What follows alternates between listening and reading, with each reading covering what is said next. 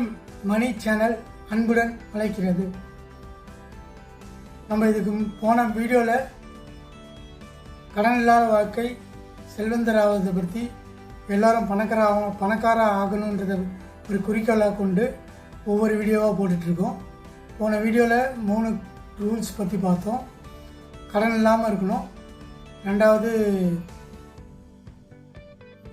Extra அதிகமான வருமானத்தை எப்படி தேடுறது, சேமிப்பு, இந்த 3 விஷயத்தை பற்றி பார்த்தோம். கடன் இல்லாத வாழ்க்கைனா கடனை எப்படி க்ளோஸ் பண்ணுறது, ஆல்ரெடி இருக்கிற கடனை க்ளோஸ் பண்ணணும். அதுக்கு என்ன ஐடியா கொடுத்தாலும் க்ளோஸ் ஆகிறது ஒவ்வொரு தனி மனிதனுடைய செயல்பாடில் தான் இருக்குது. அந்த கடனை முடிக்கிறதுக்கான செயல்பாடு ஒவ்வொரு மனிதனுடைய வைராக்கியம், ஒவ்வொரு மனிதனுடைய வரவு, இது மாதிரி ஒவ்வொரு விஷயத்தை பொறுத்து தான் அந்த கடனை நம்ம முடிவுக்கு கொண்டு வர முடியும். அந்த வகையில் மெயினாக நம்மளுக்கு உதவக்கூடியது அதிகப்படியான வருமானம் வேண்டும்.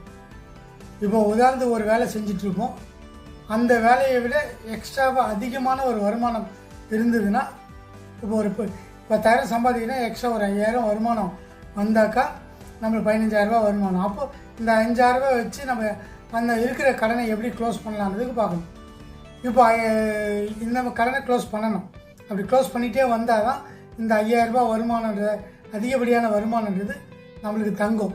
அடுத்து கொஞ்சம் காலங்களில் இது லாபமாக வந்து நிற்கும். இது வளர்ச்சி அடைய முதலீடு பண்ணலாம். முதலீடு பண்ண சொல்ல அந்த முதலீடு, அந்த பணம் நம்மளுக்கு வேலை செய்ய வைக்கலாம். அப்போ முதல்ல நம்ம வேலை கடனை வாங்கக்கூடாது, இருக்கிற கடனை கொஞ்சம் கொஞ்சமாக க்ளோஸ் பண்ணணும்.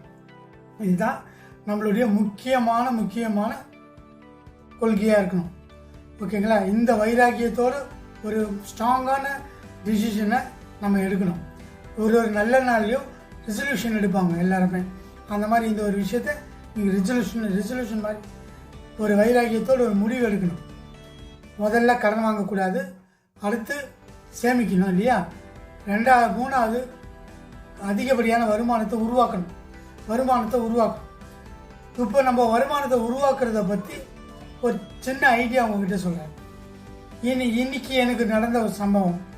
நான் ஒரு சின்ன குறிப்பிட்ட ஒரு இடத்துக்கு போயிட்டு ரிட்டர்ன் வரும்போது என்னை எப்போதுமே என் மகன் தான் வந்து ட்ராப் பண்ணுவார், பிக்கப் பண்ணுவார் லோக்கல் ரயில்வே ஸ்டேஷனில். அந்த லோக்கல் ஸ்டேஷனில் ட்ராப் பண்ணிவிட்டு ரிட்டர்ன் வர சொல்ல பையன் ஒரு ஆஃபீஸ் நிமித்தமாக அவர் வெளியில் போயிட்டார். என்னை ரிசீவ் பண்ண முடியல அவரால். நான் சரி ஓகே நீ போப்பா, எனக்கு ரேப்பிடோ மட்டும் புக் பண்ணி கொடுப்பா அப்படின்னு சொல்லிட்டேன். அதே மாதிரி நான் வந்து இறங்கின ரயில்வே நிலையத்திலேருந்து ஒரு ரேப்பிடோன்றது உங்களுக்கு எல்லாருக்குமே தெரியும், எனக்கு புக் பண்ணி கொடுத்தாரு. நான் அந்த ரேப்பிடோ மூலமாக வந்து என்னுடைய வீட்டை வந்து அடைஞ்சேன். இந்த வர வழியில் எனக்கு வந்து எப்போதுமே நான் சும்மா இருக்க மாட்டேன் மீன்ஸ் ஏதாவது தகவல் திரட்டிகிட்டே இருப்பேன். அந்த மாதிரி தகவல் திரட்டணுன்றதுக்காக அந்த தம்பியை பார்க்க சொல்ல, ரேப்பிடோ பைக் ஓட்டிகிட்டு வந்த தம்பியை பார்க்க சொல்ல, சின்ன பையன் நல்லா ஸ்மார்ட்டாக இருந்தார். புக் பண்ணி ஒரு 5 மினிட்ஸ் கூட இல்லை, டக்குன்னு ஸ்பாட்டுக்கு வந்தால் எனக்கு பிக்கப் பண்ண பார்க்க சொல்ல எனக்கு அவர் மேலே ஒரு ஈர்ப்பு. சரி தெரிஞ்சுக்கலாம் இவங்க எப்படி இந்த ரேப்பிடோ ஓட்டுறாங்க அப்படின்ற ஒரு கேள்வி. ரெண்டாவது கேள்வி, இந்த ரேப்பிடோ வருமானத்தில் பெட்ரோல் போட்டுக்கிட்டு நாள் ஃபுல்லாக ஓட்டி குடும்பத்தை நடத்த முடியுமா, வருமானம் கிடைக்குமா? எல்லாமே 30,000 கிடைக்கும், 40,000 கிடைக்கும், என் குடும்பத்தை நான் ஓட்டுறேன். சில பேர் கார்லாம் ஓட்டுறாங்க, ரேப்பிடோ, ஓலோ, ஊபரில் கார் ஓட்டுறாங்க. என் டியூ போக வீட்டுக்கு நான் 10,000 எடுக்கிறேன், 30,000 எடுக்கிறேன், 40,000 எடுக்கிறேன் இப்படி சொல்லுவாங்க. சரி இந்த விஷயத்தை தெரிஞ்சுக்கலாம், இது கேள்விப்பட்டதை எந்த அளவுக்கு உண்மைன்றதை இது பண்ணிக்கலாம். நான் அந்த தம்பிக்கிட்ட பேச்சு கொடுத்து, வர வழியில் சும்மா தானே உட்காந்துட்டு வரும், பேச்சு கொடுத்து, தம்பி நீங்கள் ரெகுலராக ஓட்டுறீங்களா, பார்ட் டைம் ஓட்டுறீங்களா? ஏன்னா சில பேர் வந்து பகுதி நேரமாக ஓட்டுறாங்க. பைக் இல்லைங்களா, காராக இருந்தால் 3 நேரம் ஓட்டலாம், இது பைக்கு பகுதி நேரமாக கூட ஓட்டலாம் அப்படின்ற ஒரு சந்தேகத்தின் பேரில் கேட்டேன். இல்லை சார் நான் வந்து அட்வொகேட். அவர் சொன்ன நல்ல கருத்தை கேட்டுக்கோங்க. அவர் வந்து அட்வொகேட் எங்கன்னு பார்த்தீங்கன்னா சென்னை ஹைகோர்ட்டில் ஒரு அட்வொகேட். காலையில் அவர் கோர்ட்டுக்கு போயிருக்கார். அவருடைய கோர்ட்டுடைய செக்ஷன், அவருடைய கேஸ் வந்து காலையில் 10 மணிக்கு முடிஞ்சிட்ருக்கு. அதோட அடுத்த கேஸ் 2 மணிக்கு மேலே தான் வருமா. ஸோ அவர் ரெண்டாவது கேஸ் அட்டன் பண்ணான்னா 2 மணி ஆகிடுமா. இந்த 10 மணிலேருந்து 2 மணிக்கு வீட்டுக்கு எப்படியும் வந்து சாப்பிட்டு போகிறார். அவர் வீடு பார்த்தீங்கன்னா சென்னையில் அம்பத்தூர் பக்கத்தில். சென்னை ஹைகோர்ட்டில் அவருடைய அட்வொகேட்டாக இருக்கார். சென்னை அம்பத்தூர் பக்கத்தில் அவருக்கு வீடு.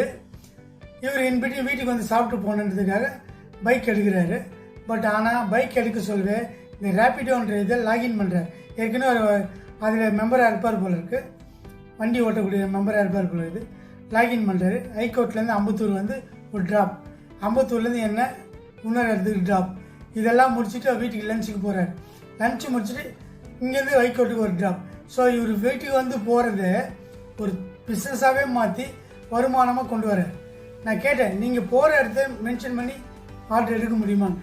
ஃபீட் பண்ணலாம் சார், ஃபீட் பண்ணிட்டு அந்த ரூட்டுக்கு ஏற்ற மாதிரி வர ஆர்டர் கொடுப்பாங்க. ரெகுலராக கிடைக்குமா? ரெகுலராக சொல்ல முடியாது சார், மேக்ஸிமம் எனக்கு ரெகுலராக கிடைக்குது சார் சென்னையிலன்னு சொல்கிறேன். அப்போது எனக்கு என்னுடைய இடத்துக்கு அவர் ட்ராப் பண்ணுறதுக்கு குறைஞ்சபட்சம் 60 ரூபா ஆச்சு. ஓகேங்களா? அது குறைஞ்சது அந்த ஒரு 4 to 3 கிலோமீட்டர்ஸ் தான். அப்போ ஹைகோர்ட்லேருந்து அவர் அம்பத்தூர் வர்றதுக்கு கிட்டத்தட்ட 10 to 12 கிலோமீட்டர்ஸ் இருக்கும்.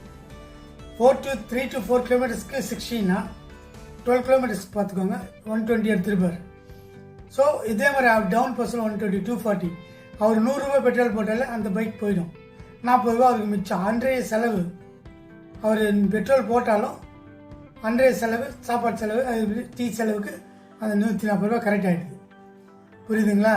இந்த மாதிரி எக்ஸ்ட்ரா இன்கம்மை அவர்கிட்ட இருக்கிற பைக்கை வச்சுக்கிட்டு ஒரு இன்கம்மை உருவாக்கியிருக்கார். ஸோ நம்மளை சுற்றி நிறைய விஷயங்கள், நிறைய இது இருக்குது. இதே மாதிரி எனக்கு தெரிஞ்ச ஒரு நண்பர் கன்ஸ்ட்ரக்ஷன் பண்ணிட்டு இருந்தார். திடீர்னு அவருக்கு கன்ஸ்ட்ரக்ஷனில் ஒரு தொய்வு ஏற்பட்டதுனால இரவு நேரத்தில் ரேப்பிடோ ஓட்டியிருக்கார். பார்த்துக்கோங்க. அப்போது நம்ம மக்களுக்கு ட்ராவல் பண்ணுறதுக்கு நிறைய தேவைகள் இருக்குது. நம்மக்கிட்ட இருக்க பொருள், நம்மகிட்ட இருக்க திறமை, டிரைவிங் அவருக்கு தெரியுது, அவர்கிட்ட பைக் இருக்குது, அதை வச்சு ஒரு வருமானத்தை கிரியேட் பண்ணுறார். 100 ரூபா ஒரு நாளைக்குன்னா 30 நாளைக்கு கிட்டத்தட்ட 3000 ரூபாய் கிட்ட எடுக்கிறார். கரெக்டுங்களா? ஸோ இது எக்ஸ்ட்ரா இன்கம். அவர் செலவு போக அவர் ஏற்கனவே ஏர்ன் பண்ணுறதுலேருந்து ஒரு பகுதி டீ செலவோ பெட்ரோல் செலவோ அவர் செலவு பண்ணாமல் இந்த செலவை இவர் இது மாதிரி போகிற வர டைமிங் யூஸ் பண்ணி அந்த டைமிங்கையும் நல்லபடியாக பயன்படுத்தி ஒரு எக்ஸ்ட்ரா இன்கம் எடுக்கிறார். அப்போது இதுலேருந்து இந்த 10,000 ரூபாயிலேருந்து அவர் செலவு பண்ணாமல் ஒரு எக்ஸ்ட்ரா 3000 ரூபாய் எடுக்க சொல்லும். இவருடைய அன்றாட போக்குவரத்து செலவை இந்த 3000 ரூபாய் கவர் பண்ண சொல்லும். இந்த 10,000 ரூபாய் முழுமையாக இருக்குது. இந்த 10,000 ரூபாயில் இவர் எக்ஸ்ட்ரா செலவுகள் ஒரு 3000 ரூபாய் ஒரு கடனை அழைச்சி கடன்லேருந்து வெளியில் வரலாம். ஸோ இதுதான் உங்களுக்கு போன வீடியோவில் சொல்லியிருப்பேன். வருமானத்தை அதிகப்படியாக உற்பத்தி பண்ண யோசிக்கணும். இந்த மாதிரி நம்மளை சுற்றி நிறைய ஐடியாக்கள், நிறைய மக்கள் நிறைய விஷயங்கள் பண்ணிகிட்டு இருக்காங்க. நம்ம அவங்கள கவனித்தாலே போதும், நம்மளுக்கான ஐடியாஸ் நம்மளுக்கு கிடைக்கும். இந்த விஷயங்களை தெரிஞ்சுக்கிட்டு நீங்களும் அந்த மாதிரியான ஐடியா தேடி உங்களுடைய வருமானத்தை பெருக்கி கடன்களிலிருந்து கொஞ்சம் கொஞ்சமாக வெளியில் வந்து நல்லபடியாக உங்கள் வாழ்க்கையை மேல்மேலும் சிறந்து நல்லபடியாக வாழணும். நீங்கள் நல்ல செல்வந்தர் ஆகணும், நல்ல பணக்காரர் ஆகணும், கடனில்லா தற்சார்பு நிலை அடையணும், ஃபைனான்ஷியல் ஃப்ரீடம் அடையணும். மெயின் வந்து நிதி சுதந்திரம் நம்மளுக்கு வேணும். எல்லாத்துலையும் சுதந்திரம் வேணும்.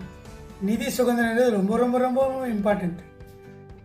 ஃபினான்ஷியல் ஃப்ரீடம், இந்த ஃப்ரீடம் இருந்ததுன்னா நீங்கள் எவ்வளோ இதில் இருந்தாலும் உங்கள் பேலன்ஸிங், மனசு பதட்டப்படாமல் எந்த எமர்ஜென்சியும் பேலன்ஸ் பண்ணிட்டு போகலாம். அதுக்கு ஒரு பேஸ்மெண்ட், அதாவது கடக்கால், கரெக்டான அடித்தளம் நம்ம கரெக்டாக போட்டு இந்த மாதிரியான கொஞ்சம் கொஞ்சமான நம்மக்கிட்ட இருக்கிறத வச்சு எப்படி வருமானத்தை பெருக்கலாம், அந்த வருமானத்தை எப்படி கடனை அடைக்கலாம், அது கடனை அடைச்ச பிறகு எப்படி இன்வெஸ்ட்மெண்ட்டாக மாற்றணும். ஒருத்தர் வந்து 18-20 வயசில் கேரியரை ஸ்டார்ட் பண்ணுறாருன்னா அடுத்த 30 வருஷத்துக்குள்ள அவர் செட்டில் ஆகணும். இதுதான் நம்மளுடைய டார்கெட். அது 30 வருஷத்தில் நீங்கள் 1000 ரூபாய் சேமித்தா கூட கண்டிப்பாக 30 வருஷம் நீங்கள் கோடீஸ்வரன் ஆக முடியும். இது வந்து காம்பவுண்டுடைய பலமான ஒரு சக்தி. இதுதான் நம்ம அதுக்கு முன்னாடி நம்ம வருமானத்தை பெருக்கணும். ஸோ இப்போ நான் என்னை சுற்றி நடந்த ஒரு சின்ன இன்சிடென்ட் உங்ககிட்ட சொல்லியிருக்கேன். இது மாதிரி உங்களை சுற்றி நிறைய விஷயங்கள் நடக்கும். தேடுங்க, விழிப்போடு இருங்க. விவேகானந்தர் சொன்ன மாதிரி தான், விழிமின் எளிமின், இதுதான் 2 விஷயம் நம்மளுக்கு வேணும். விழித்திரு, தனித்திரு, பசித்திரு. எப்போதும் தனித்திரு, விழித்திரு, பசித்திரு. எல்லா விஷயத்துலையும் தனியாக தெரியுங்க. எப்போதும் விழிப்பு நிலையோடு இருங்க. அறிவு பசியோடு இருங்க. ஸோ உங்களை சுற்றி நடக்கிற விஷயங்களே நம்மளுக்கு நிறைய உதவிகள் பண்ணும், நிறைய விஷயங்கள் நம்மளுக்கு சக்ஸஸ் கொடுக்கும். ஓகேங்களா? இப்போ உங்களுக்கு புரிஞ்சிருக்குன்னு நினைக்கிறேன். வருமானத்தை எப்படி பெருக்கணுன்றதுக்கான ஐடியாஸ் உங்களுக்கு சுற்றி கிடைக்கும். அது தேடுங்க. இன்வெஸ்ட்மெண்ட் இல்லாமல் நம்ம பண்ண முடியும். இன்வெஸ்ட்மெண்ட் ஃபஸ்ட்டு நமக்கு இதுவே வந்து பணத்தை போட்டு இருக்கணும், இதை போட்டு இருக்கக்கூட. இன்வெஸ்ட்மெண்ட் இல்லாமல் நம்மளுடைய திறமையை கொண்டு எப்படிலாம் பணத்தை உள்ளே கொண்டு வரணும், எப்படிலாம் நம்ம ஏற்கனவே பட்ட கடன்களை அடைக்க முடியும், இந்த மாதிரி விஷயங்களை முதல்ல நம்ம இறங்கணும். ஸோ பணம் இல்லாமல் என்னென்ன பண்ண முடியுன்றதை ஃபஸ்ட்டு கொஸ்டினாக கையில் வைங்க. நம்மக்கிட்ட என்னென்ன இருக்குன்றதை ஃபஸ்ட்டு லிஸ்ட்டில் போடுங்க. அதை கொண்டு நீங்கள் வருமானத்தை பெருக்க பாருங்கள். அந்த வருமானத்தை கொண்டு கடனை அடைக்க பாருங்கள். ஓகேங்களா? இது போன்ற நிதி சம்மந்தப்பட்ட விஷயங்களை நம்ம பிஎம் மணி சேனல் யூடியூப் சேனலில் நிறைய விஷயங்கள் சொல்லிகிட்டு இருக்கோம். இனிமேலும் சொல்லுவோம். இதெல்லாம் எங்கே இன்வெஸ்ட் பண்ண போனோம், இந்த மாதிரி விஷயங்கள் நிறைய இதுக்கு மேலே நம்ம பகிர்ந்துக்க போகிறோம். இந்த யூடியூப் சேனலை முழுவதுமாக நீங்கள் பார்க்கணுன்னு ஆசைப்பட்டீங்கன்னா சப்ஸ்கிரைப் பண்ணுங்கள், லைக் பண்ணுங்கள், ஷேர் பண்ணுங்கள், சப்ஸ்கிரைப் பண்ணுங்கள். இந்த விஷயம் உங்களுக்கு பிடிச்சிருந்தா உங்கள் நண்பர்களுக்கும் ஷேர் பண்ணி அவங்களையும் சப்ஸ்கிரைப் பண்ண சொல்லுங்கள். இதுபோல் அடுத்த வீடியோவில் சந்திக்கும் வரை நன்றி, வணக்கம். உங்களுடன் துரைவேலு கிருஷ்ணசாமி.